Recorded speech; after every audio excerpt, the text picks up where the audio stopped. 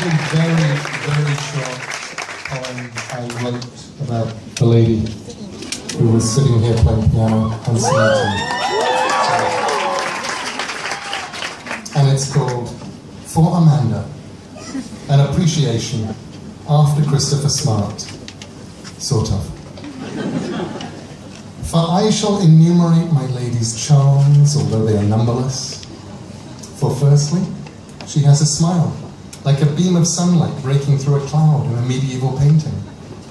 For secondly, she moves like cats and panthers, and also she can stand still.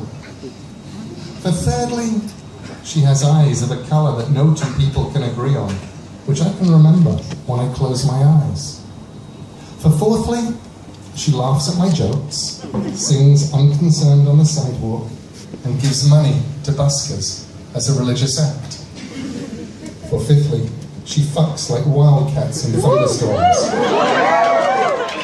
For sixthly, her kisses are gentle.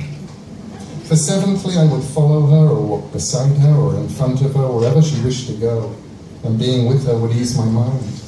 For eighthly, I dream of her, and I am comforted. For ninthly, there is no one like her.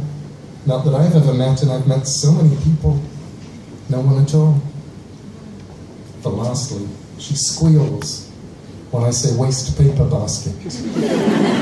And always, in the morning, eyebrowless and waking, she always looks so perfectly surprised.